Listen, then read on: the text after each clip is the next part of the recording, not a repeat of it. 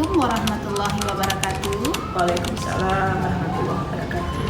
Kali ini kita akan melakukan coaching, di mana coaching ini akan dilaksanakan oleh dua orang, yaitu satu coach oleh Ibu Dian Ekuwati dan oleh Ibu Rani sebagai coaching.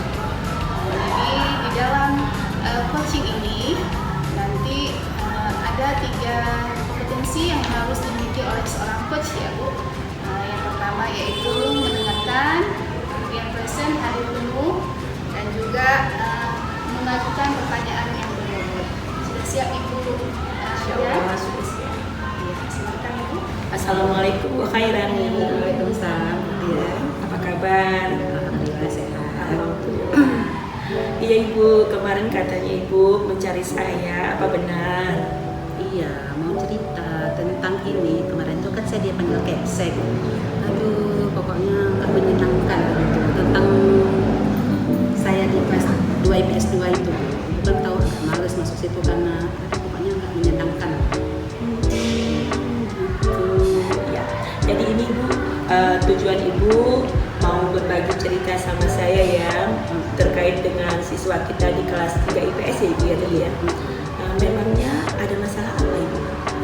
Jadi saya tuh gimana ya Bu ya, kata Kepsek tuh saya indisipliner katanya kan, tapi kan segala sesuatu tuh kan ada penyebabnya. Jadi saya agak malas memang masuk ke kelas itu. Ada di situ ada 4 orang tuh biang kerok pokoknya di kelas itu. Jadi itu sebenarnya masalahnya bukan sekarang, dari mereka kelas 1. Jadi saya tuh mereka itu suka cari-cari masalah, udah diproses, semuanya udah dibuat, sampai panggil ke BK juga udah. Nah saya udah bilang sama wakakurnya, saya jangan terbalik kelas itu, tapi tetap juga ditaruh di kelas itu gitu. Jadi ini kelas Ibu sendiri ya? Waktu kelas 1 ya. Oh, waktu kelas 1 Ibu wali kelasnya, ini kelas 2 bukan ya?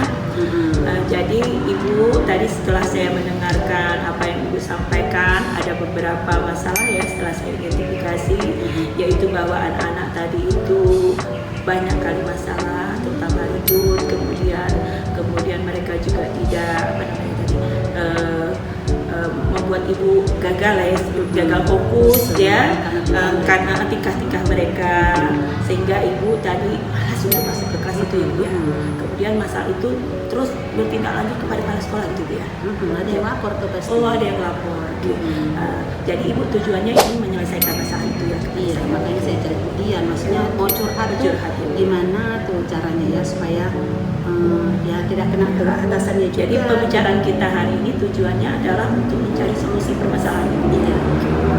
Ibu memang ya selama ini apa yang Bu lakukan waktu di saat mengajar anak-anak itu gimana? Ya memang malas Bu masuk situ karena kan anak-anak yang 4 orang itu memang suka pancing-pancing masalah gitu. Jadi saya terakhirnya ya kalau masuk cuman tinggalkan tugas saja, saya keluar karena memang nggak suka aja masuk kelas itu. Cuman waktu saya lapor ke kurikulum dibilang nggak boleh kita pilih-pilih kelas, kita ini kan pegawai, kita ya harus menerima kelas manapun yang ditunjuk tuh harus ngajar situ. Kalau saya itu diizinkan pindah, nanti yang lain ikut ikutan, berarti milih-milih, anak-anak pun milih-milih guru gitu. Ibu tadi kan yang saya dengar itu kan 4 orang siswa bermasalah.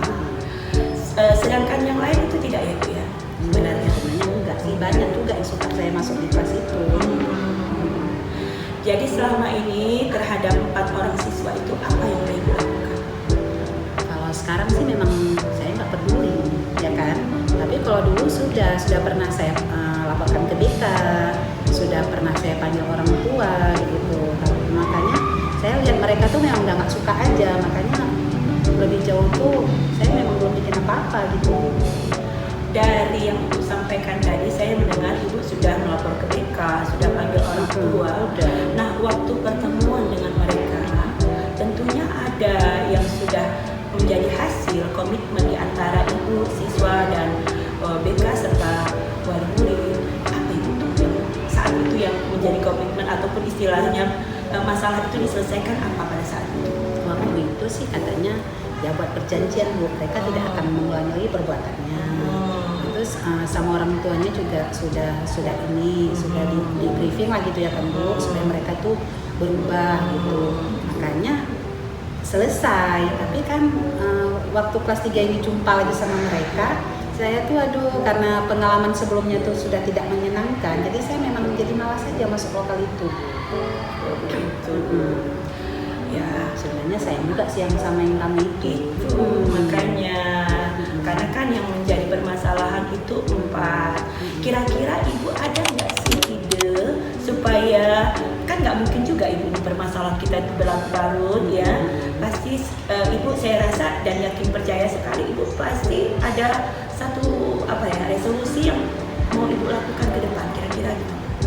Ya sih, setelah dipanggil Kepsekku sama kayak ibu bilang kira-kira gitulah kan, sayang juga yang lain gitu kan.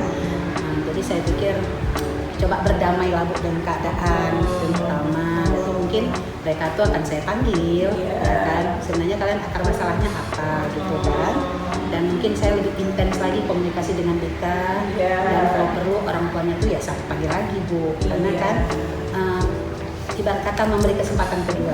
Iya, bagus sekali Bu. Itu memang harus kita lakukan sebagai guru. Apapun ceritanya, mereka itu kan anak-anak kita ya. Sebagai guru kita harus menuntun. Inilah apalagi masa-masa anak SMA itu kan memang lagi gimana gitu Bu ya. Mereka akunya lebih besar. Oke, kira-kira Ibu yang seperti Ibu sampaikan tadi, kapan itu ya akan Ibu jalankan rencana Ibu itu? Karena sih secepatnya, karena kan saya udah lama kali meninggalkan mereka ya, ibarat kata mengabaikan mereka. Mungkin pertemuan mendatang ini akan langsung saya tidak lanjutin Bismillah. Nah Ibu jadi berarti kan ke depan akan masuk ke kelas ya Bu ya, dan waktu mau masuk ke kelas itu pasti Ibu ada juga persiapan dan rencana.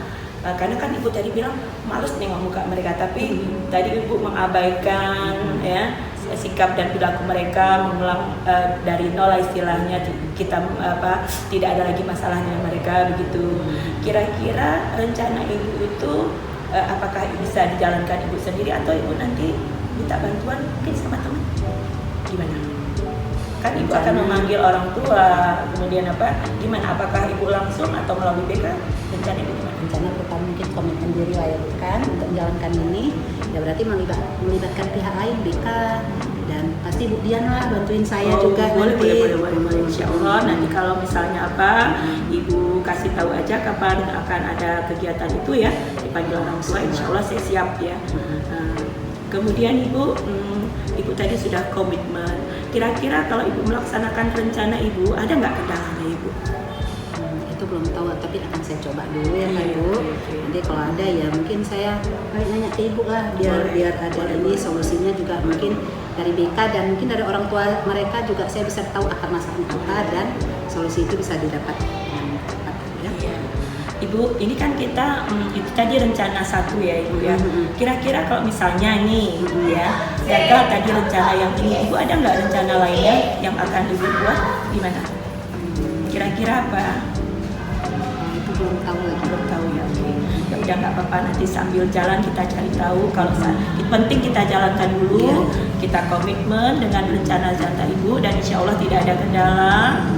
Dan saya siap untuk membantu Ibu ya, silakan nanti kapan Ibu calling aja saya, oke?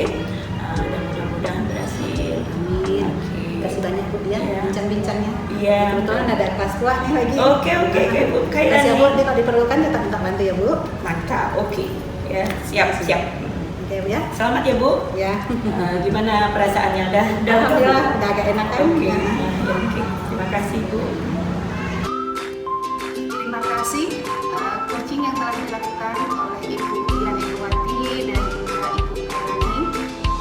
Dari coaching yang telah dilakukan oleh Ibu berdua ini, kita melihat bahwa beliau telah melakukan coaching dengan Albert Tirta, yaitu yang pertama dengan menanyakan tujuan, kemudian ada identifikasi masalah, ada rencana aksi dan juga tanggung jawab. Hal ini dapat menjadikan bahwa coaching ini terlaksana, insya Allah akan terlaksana dengan baik sebaiknya. Ya, terima kasih.